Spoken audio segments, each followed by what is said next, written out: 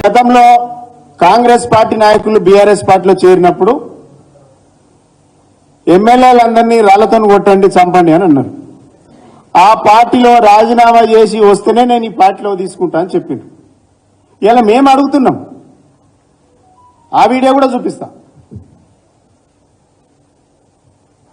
రాజీనామా చేయకుండా పార్టీ మారితే రాళ్లతో కొట్టండి, రాళ్లతో కొట్టి చంపండి. గ్రామాలలో అప్పుడప్పుడు చూస్తుంటాం, పిచ్చి కుక్కలు ఊర్లో స్వైర విహారం చేసి ప్రజల్ని కలిస్తే తరిమి రాళ్లతో కొట్టేట్లయితే చంపుతారో వాళ్ళను రాళ్లతో కొట్టించే బాధ్యత నేను తీసుకుంటా.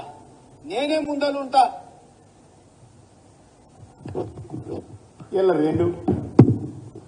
ఇలా ముఖ్యమంత్రి గారు మరి ఈ బాధ్యత తీసుకోవాలి. రాళ్లతోని కొట్టించే బాధ్యత తీసుకోవాలి. ఇంకో మాట కూడా అన్నాడు, ఎవరైతే రాజీనామాలు చేసుకుంటూ పోతారో వాళ్ళ ఇండ్ల ముంగట సాగు తప్పులు కొట్టిస్తా అని చెప్పిండు. ఇలా రాళ్లతోని కొట్టించే బాధ్యత మీదే, సాగు తప్పు కొట్టించే బాధ్యత కూడా మీదే.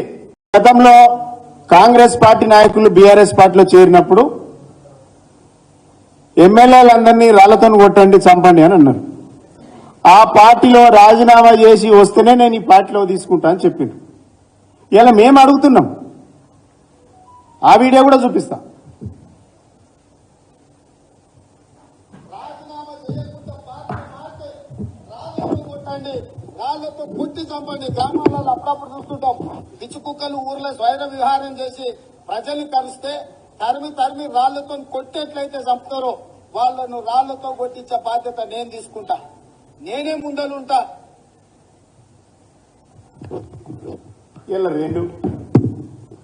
ఇలా ముఖ్యమంత్రి గారు మరి ఈ బాధ్యత తీసుకోవాలి. రాళ్లతోని కొట్టించే బాధ్యత తీసుకోవాలి.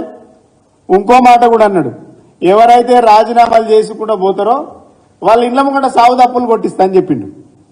ఇలా రాళ్లతోని కొట్టించే బాధ్యత మీదే, సాగు తప్పు కొట్టించే బాధ్యత కూడా మీదే.